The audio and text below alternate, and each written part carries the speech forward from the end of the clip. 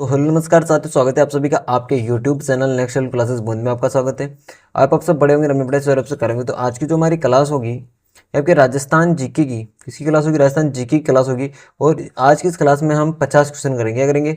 50 question करेंगे जो कि आपके BSTC और PTT एग्जाम के लिए बहुत इंपॉर्टेंट होने वाले हैं। और आपके BSTC एग्जाम में 100% यहाँ से आपको 10 से 15 क्वेश्चन जीके के देखने को जरूर मिलेंगे, जो कि हमारी जो कक्षाएं होंगी इनसे बाहर आपको एक भी क्वेश्चन देखने को नहीं मिलेगा। सभी क्वेश्चन आपको इसी क्लास से देखने को मिलेंगे। तो आप सभी को सबसे पहले हमारे यूट्यूब चैनल को सब्सक्राइब कर लेना है, इस वीडियो को लाइक कर देना और इस वीडियो को अपने दोस्तों को शेयर कर देना जो कोई भी BSTC अथवा PTT एग्जाम की तैयारी कर रहा है। PTT एग्जाम की तैयारी करे तो उसको जल्दी से शेयर कर दो। और चलिए शुरू करते हैं अभी इस क्लास को। देखिए आज का हमारा पहला क्वेश्चन रहेगा कि राजस्थान में सबसे ऊंचा पठार कौन सा है? उड़िया का पठार, मालखेत का पठार, भोराट का पठार या मेसा का पठार? देखिए मेसा का पठार आपका सर जी चित्तौड़गढ़ में है। और इस पे आपका कौन सा दुर्ग बना हुआ है? चित्तौड़गढ़ दुर्ग बना हुआ है, ये भी आपको याद रखना है। देखिए भोराट का पठार है आपका ये राजसमंद जैसे कुंभलगढ़ और राजसमंद के मध्य, ये भी आपको याद रखना है। उड़िया का पठार कहाँ है सर जी? सिरोही में है, सिरोही में। और सबसे ऊंचा पठार भी कौन सा होगा? उड़िया का पठार। तो इसका पहला ऑप्शन बिल्कुल सही आंसर हो जाएगा, उड़िया का पठार। बढ़ते हैं अगले क्वेश्चन की तरफ। देखिए और आप सभी को क्लास शुरू से लेकर लास्ट तक देखनी है कि आपके एग्जाम में 100% क्वेश्चन यहीं से बनेंगे। देखिए राजस्थान का शिमला किस जिले में स्थित है? यानी किस जिले को राजस्थान का शिमला कहा जाता है? उदयपुर, सिरोही, जालौर या चूरू? किसे कहा जाता है? तो सर जी इसे कहा जाता है आपका सिरोही को। किसे कहा जाता है? सिरोही को कहा जाता है। और हम अन्य बात करें उदयपुर को क्या कहा जाता है? झीलों की नगरी। क्या कहा जाता है? झीलों की नगरी कहा जाता है। ये भी आपको याद रखना है। Jalore granite city, granite city किसे कहा जाता है? जालौर को कहा जाता है, ये भी आपको याद रखना है। बढ़ते हैं अगले क्वेश्चन की तरफ। देखिए हमारा अगला क्वेश्चन है कि लू किस प्रकार की स्थानीय पवन है? यानी लू किस अधिकतर कहाँ पे, जैसे हमारे जो राजस्थान है तो उसका कौन सा क्षेत्र है जहाँ पर लू अधिकतर आपको देखने को मिलती है? आर्द्र वाले में, शुष्क और गर्म क्षेत्र में, अर्ध शुष्क क्षेत्र में, उप आर्द्र क्षेत्र में? देखिए नहीं तो आर्द्र होगा और उपाद्र दोनों नहीं होंगे, शुष्क होगा, शुष्क और गर्म। तो बी ऑप्शन इसका बिल्कुल सही आंसर हो जाएगा। जैसे मैं इसका एक मैप बना के दिखा देता हूँ आपको। जैसे ये राजस्थान का क्षेत्र है, यहाँ से ये हाड़ौती वाला क्षेत्र ले लेता हूँ मैं इधर से। ये जैसे आपका ये राजस्थान है। अब इस राजस्थान को 4 भागों में बांटा गया है। ये आपका शुष्क, अर्ध शुष्क, उप आर्द्र, आर्द्र और अति आर्द्र, ये क्षेत्र है। अब देखिए आपकी जो गर्म हवाएं चलती है ना वो किधर चलती है सर जी? वो इस क्षेत्रों में चलती है, इन क्षेत्र में चलती है। और ये क्षेत्र कौन सा है आपका?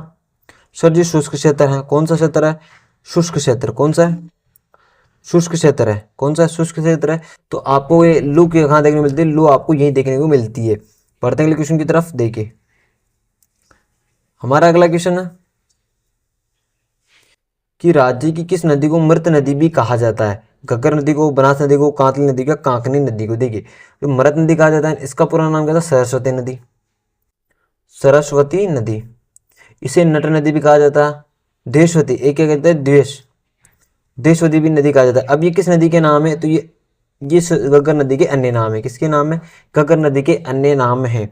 और अंतःप्रवाह की, किसकी? अंतःप्रवाह की सबसे बड़ी नदी भी कौन सी है आपकी? घग्गर नदी है सर जी। कौन सी है? घग्गर नदी है। देखिए हम बात करें बनास नदी की, कहाँ से निकलती सर जी? खमनोर की पहाड़ियों से। कहाँ से? खमनोर की पहाड़ियों राजसमंद से निकलती है। और जहाँ से निकलती है उस स्थान को क्या कहा जाता है? स्थान को कहा जाता है सर जी भैरों का मठ। क्या कहा जाता है?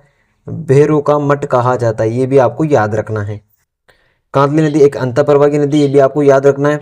खंडेला सीकर से, कहाँ? खंडेला सीकर से निकलती है, आपको याद रखना है। कांगला नदी कहाँ से निकलती है? खंडेला सीकर से निकलते। बढ़ते हैं अगले क्वेश्चन की तरफ। देखिए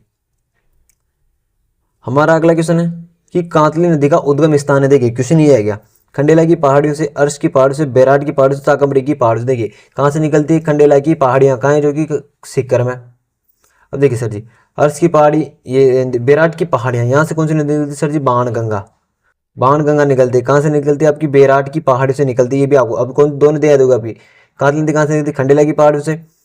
बैराट नदी निकलती है बाणगंगा की पहाड़ी से, बे से बैराट और ब से बाणगंगा, याद रख लेना आप तो। और बनास नदी कहाँ से निकलती है? बैरों के मठ से। कहाँ से? बैरों के मठ, राजसमंद से।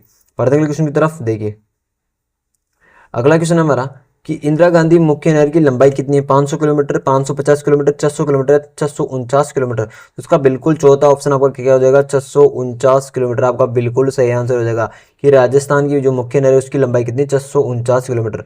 बढ़ते हैं अगले क्वेश्चन की तरफ। देखिए हमारा अगला क्वेश्चन है कि राज्य का सबसे ऊंचा बांध कौन सा है? पांचना बांध, जाखम बांध, जवाई बांध या मेजा बांध। तो इसका बिल्कुल सही आंसर हो जाएगा जाखम बांध। कौन सा हो जाएगा? जाखम बांध आपका बिल्कुल सही आंसर हो जाएगा। देखिए जो कहाँ से जाखम बांध कहाँ है आपका सर जी? बांसवाड़ा में।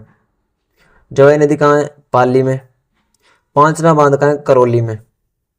करौली में। और ये क्या है? एक मिट्टी से निर्मित बांध है। किससे? मिट्टी से निर्मित बांध, ये भी आपको याद रखना है। मेजा बांध क्वेश्चन 100% यहाँ से आता है। मेजा बांध किस नदी पर बना हुआ है? ये बना है सर जी कोठारी नदी पर। कहाँ है? कोठारी नदी पर बना हुआ है। ये क्वेश्चन 100% 90% एग्जाम में जैसे नदी का क्वेश्चन आएगा तो ये मेजा बांध का पूछा जाएगा कि मेजा बांध किस नदी पर बना हुआ है? कोठारी नदी पर बना हुआ है। बढ़ते अगले क्वेश्चन की तरफ। देखिए हमारा अगला क्वेश्चन है कि कपास की फसल को स्थानीय भाषा में क्या कहा जाता है? मणिया, कपासिया, बणिया, नेगडी। देखिए जो राजस्थान में अधिकतर जो स्थानीय क्षेत्र है ना उनमें कपास को क्या कहा जाता है? बणिया कहा जाता है। कपास को बणिया कहा जाता है, बणिया। इनका प्रयोग अधिकतर कपास निकालने वाले जानवरों के खाने के लिए अथवा इनको जलाने के रूप में यूज किया जाता है। बढ़ते हैं अगले क्वेश्चन की तरफ। देखिए अगला क्वेश्चन है वालरा क्या है? एक बात बता दूं, वालरा क्या है? राजस्थान में कृषि की जाती है ना, राजस्थान में कृषि, वो बालरा कहलाती है। बाजरे की किस्म में नहीं है सर जी।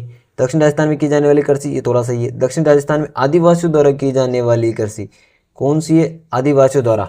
अब देखिए ये कृषि है ना, ये 2-3 तरह से की जाती है आपकी। इसको मैं बताता हूँ। देखिए ये तो पता है आपको, कौन सी स्थानांतरित कृषि भी कहा जाता है इसे। कौन सी? स्थानांतरित कृषि कहा जाता है। अब ये स्थानांतरित जो कृषि होती है 2 प्रकार की, 2 क्षेत्रों में की जाती है। कौन से सर जी? एक तो मैदानी, एक पहाड़ी या पर्वतीय बोल दीजिए आप, पर्वत में। देखिए इनको याद करने का सही तरीका बताता हूँ मैं। देखिए मैदान में आपको क्या दिख रहा है? द, तो इसे क्या कहते हैं? दजिया। क्या कहा जाता है? दजिया। और पर्वत में क्या? चिमाता। आपको एक याद रखना है कि मैदान में द रहा है तो ये दजिया हो जाएगा, और चिमाता आपको याद रखना है। तो ये भी आपको क्वेश्चन आता है कि मैदानी क्षेत्रों में की जाने वाली कृषि क्या कहलाती है आपकी? सर जी दजिया कहलाती है।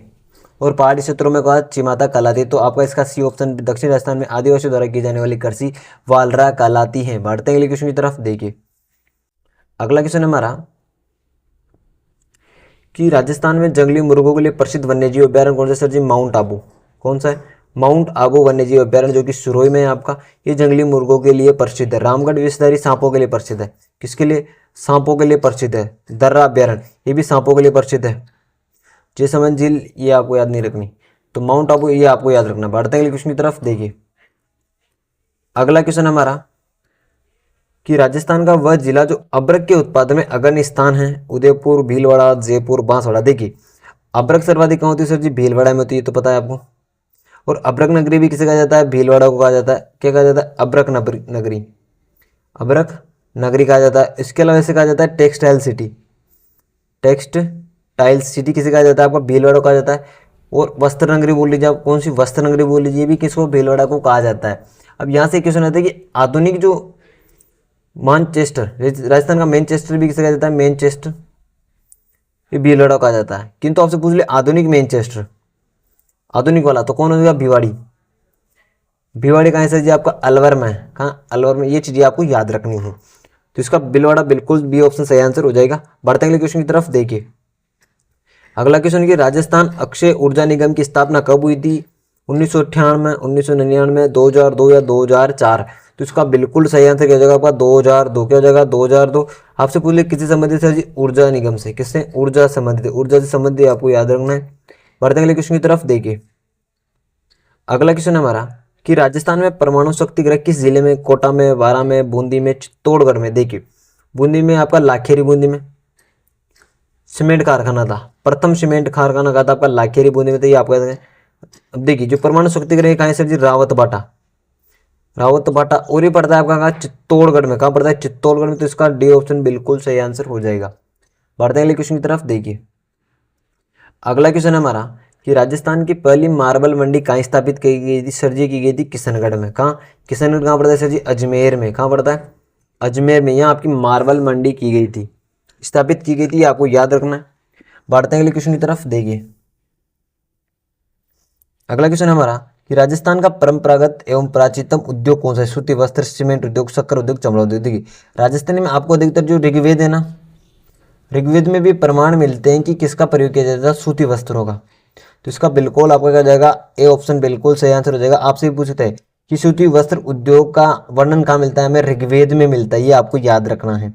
बढ़ते हैं अगले क्वेश्चन की तरफ। देखिए अगला क्वेश्चन है कि राजस्थान का पहला सीमेंट कारखाना खोला गया था जयपुर, निम्बाहड़ा, ब्यावर, लाखेरी। अभी मैंने बताया था कि कहाँ खोला गया था सर जी, लाखेरी बूंदी में खोला गया था। तो इसका डी ऑप्शन लाखेरी बूंदी बिल्कुल सही आंसर हो जाएगा।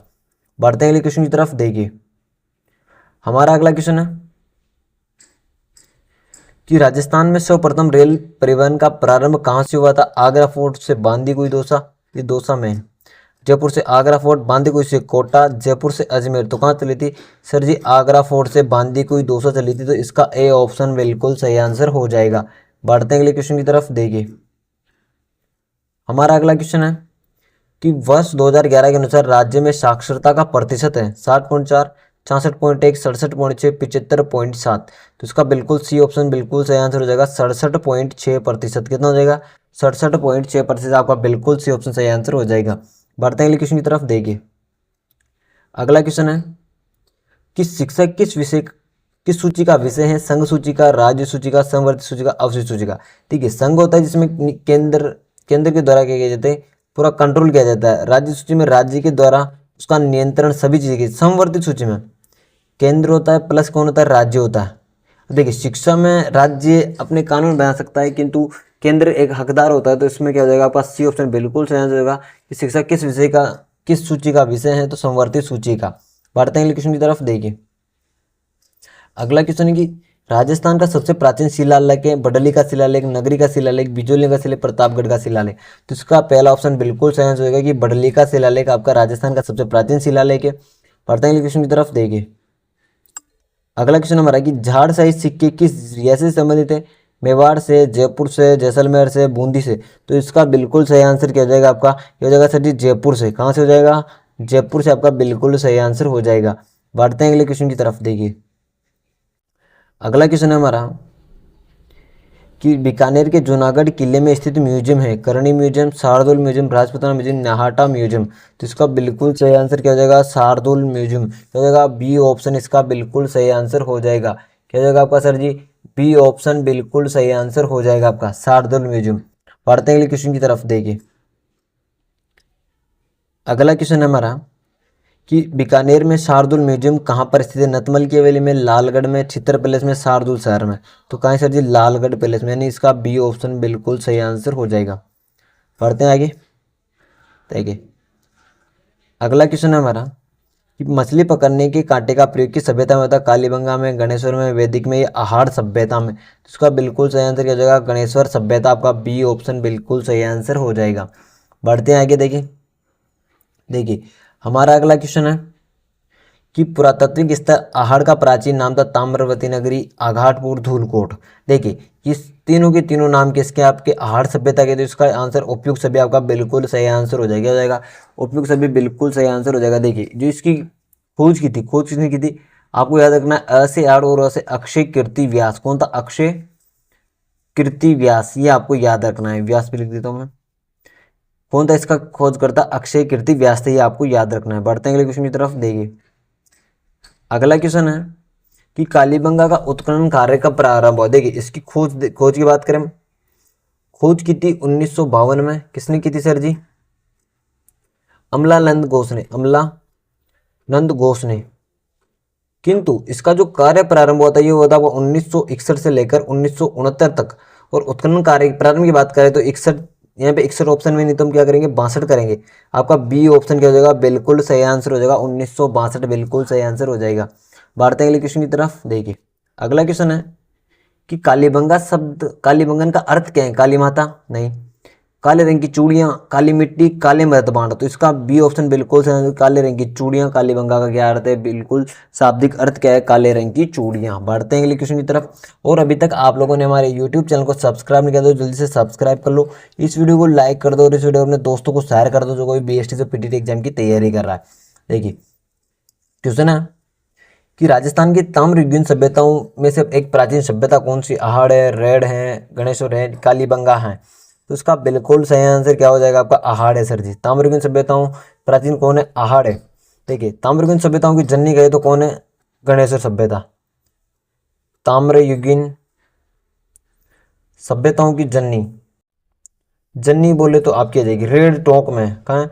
रेड सभ्यता आपकी टोंक में, ये आपको याद रखना है। कालीबंगा आपको पता है हनुमानगढ़ में है।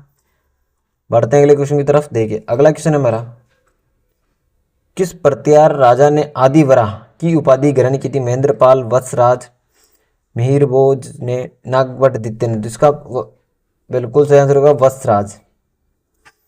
तो आपका क्या हो जाएगा? बी ऑप्शन बिल्कुल सही आंसर हो जाएगा। बढ़ते हैं अगले क्वेश्चन की तरफ। देखिए अगला क्वेश्चन है कि रणहस्तिन की उपाधि किस राजा ने धारण की थी? मीरभोज ने, वत्सराज ने, नागभट्ट प्रथम ने, महेंद्रपाल प्रथम ने। तो किसने की थी सर जी? की थी आपकी मिहिरभोज ने। आपका ए ऑप्शन मिहिरभोज बिल्कुल सही आंसर हो जाएगा।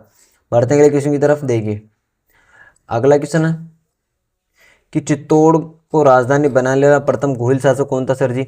बप्पा रावल, जेतर सिंह, महाराणा कुंभा, अल्लट। तो कौन था सर जी? ये था आपका जेतर सिंह। कौन था? जेतर सिंह था। बप्पा रावल ने तो 734 ईस्वी में चित्रांगद मौर्य को हराकर इस पे विजय प्राप्त की थी।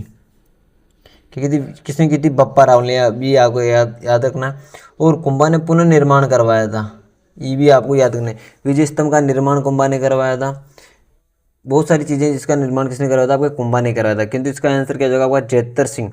बढ़ते हैं अगले क्वेश्चन की तरफ। देखिए अगला क्वेश्चन हमारा कि वह राजपूत रानी जिसने अलाउद्दीन खिलजी के चित्तौड़ पर कब्जा करने पर जोहर किया था, किस अलाउद्दीन खिलजी के समय ये हुआ था?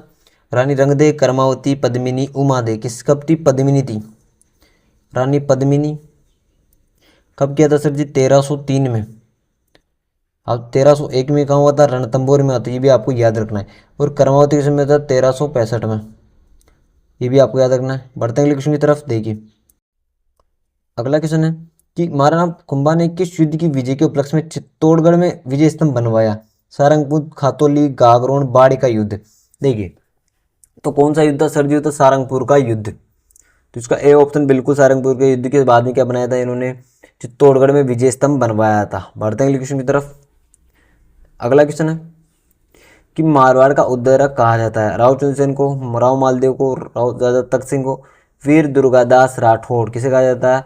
डी ऑप्शन वीर दुर्गादास राठौड़ क्या कहा जाता है? आपका मारवाड़ का उद्धारक कहा जाता है। बढ़ते हैं अगले क्वेश्चन की तरफ। देखिए अगला क्वेश्चन है कि मारवाड़ का प्रताप और मारवाड़ का भूला बिसरा नायक कहा जाता है? राव मालदेव को, राव चंद्रसेन को, राव जोधा को, राव जसवंत सिंह को। तो इसका बिल्कुल क्या हो जाएगा आपका? सही आंसर होगा 35वें का राव चंद्रसेन। कौन हो जाएगा? राव चंद्र से कहा जाता है मारवाड़ का प्रताप। मेवाड़ का तो पता है किसे कहा जाता है? महाराणा प्रताप को। और मारवाड़ का भूला बिसरा नायक भी किसे कहा जाता है? राव चंद्रसेन को। बढ़ते हैं आगे। देखिए अगला क्वेश्चन है कि किस राजपूत मनसबदार को अकबर ने फरचंद की उपाधि किसी दी सर जी? मान सिंह को। क्योंकि आपके केस तो एक तो राय सिंह था, राय सिंह और मान सिंह, ये दो ही थे जो मुस्लिम शासकों के अति प्रिय थे। और इन्हें 4000 या 5000 4000 का मनसब दिया गया था। अधिकतर मनसब इनके पास ही था राजस्थान में। बढ़ते हैं अगले क्वेश्चन की तरफ। देखिए अगला क्वेश्चन है राजस्थान के इतिहास का प्रथम शाखा हुआ था चित्तौड़गढ़ का, जालोर का, जैसलमेर का और रणथंभौर का। ये मैंने पहले बताया था। रणथंभौर में कब हुआ था? 1301 में। कब हुआ था सर जी? 1301 में होता। ये होता है इसका 1303 में, ये भी आपको याद रखना है। और जैसलमेर का जो शाखा जिसे क्या कहा जाता है? ढाई शाखा। क्या कहा जाता है? ढाई शाखा कहा जाता है, ये भी आपको याद रखना है। बढ़ते हैं अगले क्वेश्चन की तरफ। अगला क्वेश्चन है हमारा कि हमीर रासु ग्रंथ की रचना की किसने की थी? हमीर ग्रंथ जोधराज ने, नहीं चंद्रसूरी, चंद्रशेखर, जयानक। किसने की थी? जोधराज ने। यह भी आपको याद रखना है। उसका पहला ऑप्शन बिल्कुल सही आंसर हो जाएगा। बढ़ते हैं अगले क्वेश्चन की तरफ। देखिए अगला क्वेश्चन है कि सोनारगढ़ किस श्रेणी का दुर्ग है? देखिए सोनारगढ़ किला कहाँ है आपका? जैसलमेर में है सर जी। अब देखिए गिरिदुर्ग का अर्थ होता है जो पहाड़ी पर हो, पारिका जिसके चारों ओर क्या हो? खाई हो, और स्थल जो मैदानी क्षेत्रों में बना हुआ। देखिए क्या आपका पहाड़ी पर बना हुआ है? क्या दुर्ग नहीं है सर जी, ये भी नहीं आएगा सर जी। खाई के इसके चारों खाई क्या? नहीं है सर जी। स्थल है क्या? नहीं है। क्या जगह? धानवन दुर्ग। धानुन का मतलब होता है सर जी मरुस्थल में, मरुस्थल अथवा रेत के क्षेत्र में बना हुआ दुर्ग कहलाता है, धानवन कहलाता है। इसका आपका क्या हो जाएगा, सोनारगढ़ जैसलमेर धानवर दुर्ग हो जाएगा। पढ़ते हैं अगले क्वेश्चन की तरफ। देखिए अगला क्वेश्चन है कि राजस्थान का प्रसिद्ध जल दुर्ग है। देखिए प्रसिद्ध की बात कर रहा है, गागरोन दुर्ग क्या है आपका प्रसिद्ध दुर्ग है, किंतु बेसरोडगढ़, शेरगढ़ और चित्तौड़गढ़ ये सभी क्या है आपके जल दुर्ग है, किंतु प्रसिद्ध पूछ रहा है तो क्या हो जाएगा, गागरोन दुर्ग आपका प्रसिद्ध दुर्ग है। वरना ऐसे कहते हैं तो कि जल दुर्ग कौन कौन से, तो उपयुक्त सभी हम कर देते, किंतु आपका ए ऑप्शन बिल्कुल सही आंसर हो जाएगा। बढ़ते हैं क्वेश्चन की तरफ। देखिए अगला क्वेश्चन की लोहागढ़ दुर्ग उदाहरण है, पारिक दुर्ग का, गिरि दुर्ग का, धनवन दुर्ग का। इस तो देखिए लोहागढ़ भरतपुर में, इसका निर्माण करता सूरजमल जाट ने, यहाँ एक अष्टधातु दरवाजा, अष्टधातु दरवाजा ये भी आपको याद, इसको कौन ले गया था, जवाहर सिंह, जवाहर सिंह लेके आया था, ये भी आपको याद रखना। देखिए अब लोहागढ़ दुर्ग किसका उदाहरण है, गिरि दुर्ग नहीं है सर जी, मरुस्थल में नहीं है सर जी, स्थल दुर्ग नहीं है सर जी, कौन सा है सर जी, पारिक दुर्ग है, यानी इसके चारों ओर क्या है सर जी, खाई बनी हुई है। बढ़ते अगले क्वेश्चन की तरफ। देखिए अगला क्वेश्चन है कि राजस्थान का गौरव कहलाने वाला किला है कुंभलगढ़, ये तो डायरेक्टली आपको पता है, चित्तौड़गढ़ को राजस्थान का गौरव कहा जाता है, ये भी आपको याद रखना। बढ़ते हैं अगले क्वेश्चन की तरफ। देखिए अगला क्वेश्चन है कि मयूर ध्वजगढ़ और गढ़ चिंतामणि कहा जाता है अचलगढ़ को, मेहरानगढ़ को, सोनारगढ़ को या नाहरगढ़ को, तो किसे कहा जाता है सर जी, कहा जाता है मेहरानगढ़ को कहा जाता है। आपका क्या कहा जाता है, मयूर ध्वज। अब देखिए अचलगढ़ कहाँ है आपका, अचलगढ़ का किला है सर जी सिरोही में, निर्माण करवाया था इसका सर जी कुंभा द्वारा। सोनारगढ़ आपको बता दिया कहाँ है, जैसलमेर में, भूपत बाट ना। नाहरगढ़ कहाँ है आपका, जयपुर में। बढ़ते हैं अगले क्वेश्चन की तरफ। देखिए अगला क्वेश्चन है कि अचलगढ़ दुर्ग का पुनर्निर्माण करवाया था राणा सांगा ने, कुंभा ने, जेता सिंह ने, उदय सिंह ने, किसने करवाया था जी, राणा कुंभा ने, राणा कुंभा ने करवाया था, ये भी आपको याद रखना है। बढ़ते हैं अगले क्वेश्चन की तरफ। देखिए अगला क्वेश्चन है कि मैगजीन दुर्ग अजमेर का निर्माण करवाया था भरतलाल चौहान ने, अजयराज ने, इल्तुतमिश ने, अकबर ने। जिसका निर्माण करवाया था अजयराज ने, कब करवाया सर जी, 1/1/1/3 को करवाया गया था, 1/3 ईस्वी को करवाया गया था। अजमेर ने कहाँ करवाया था, अजयराज ने अजमेर में करवाया था, जिससे पहले क्या कहता था, अजमेरू, अजमेरू कहा जाता था, ये भी आपको याद रखना है। बढ़ते हैं आगे। देखिए ये क्वेश्चन पहले भी आ गया कि 2.5 शाखे के लिए प्रसिद्ध दुर्ग है, सोनारगढ़, चित्तौड़गढ़, सोनगिरी, मेहरानगढ़। देखिए 2.5 शाखा कहाँ होता है सर जी, जैसलमेर में। आपको पता है जैसलमेर में कौन सा दुर्ग एकमात्र है, सोनारगढ़ दुर्ग, क्योंकि चित्तौड़गढ़ सोनगिरी जालोर में, और मेहरानगढ़ दुर्ग आपका जोधपुर में, ये भी आपको याद रखना है। तो बढ़ते हैं अगले क्वेश्चन की तरफ। देखिए अगला क्वेश्चन है राजस्थान का वेल्लोर कहा जाता है, किसे कहा जाता है, बेसरोडगढ़ दुर्ग को। देखिए इसका निर्माण करता है बेसा व रोड, जो कहते व्यापारी थे उन्होंने करवाया था। ओ ये अभी आपको याद रखना है, तो इसका बी ऑप्शन बिल्कुल सही आंसर। चोमुवागढ़ कहाँ है आपका, चोमू में, ये भी आपको याद रखना है। बढ़ते हैं अगले क्वेश्चन की तरफ। देखिए अगला क्वेश्चन है कि 84 खंभों की छतरी कहाँ है सर जी, ये आपकी बूंदी में स्थित है, कहाँ है, बूंदी में। यहाँ पे क्या स्थित है, रानी जी की बावड़ी, रानी जी की बावड़ी जिसे एशिया की सबसे बड़ी बावड़ी कहा जाता है। इसके अलावा हम बात करें कि बावड़ियों का शहर, बावड़ियों का शहर किसे कहा जाता है सर जी, बूंदी को कहा जाता है। इसके अलावा यहाँ पे एक दुर्ग है तारागढ़ दुर्ग, इसका निर्माण करा था बरसिंह ने 1354 में, वो कहा था 1354 ईस्वी में करा था, ये भी आपको याद रखना है। बढ़ते अगले क्वेश्चन की तरफ। देखिए अगला क्वेश्चन है कि पटवों की हवेली, सालिम सिंह की हवेली कहाँ है सर, पटवों की हवेली पता है हमें, जैसलमेर में। इसका डी ऑप्शन जैसलमेर क्या हो जाएगा, जैसलमेर इसका बिल्कुल सही आंसर हो जाएगा। बढ़ते हैं अगले क्वेश्चन की तरफ। देखिए अगला क्वेश्चन है हमारा कि मूसी रानी की छतरी कहाँ है, बूंदी में, टोंक में, अलवर में, भरतपुर में। देखिए मूसी रानी की छतरी जो 80 खंभों की है, किंतु आपको इसका आंसर है क्या, आंसर है जो कहाँ बताना है, कमेंट बॉक्स में बताना है कि मूसी रानी की छतरी कहाँ स्थित है, आप जरूर बताइएगा। फिर मिलते हैं अपनी क्लास में, जब तक जय हिंद जय भारत।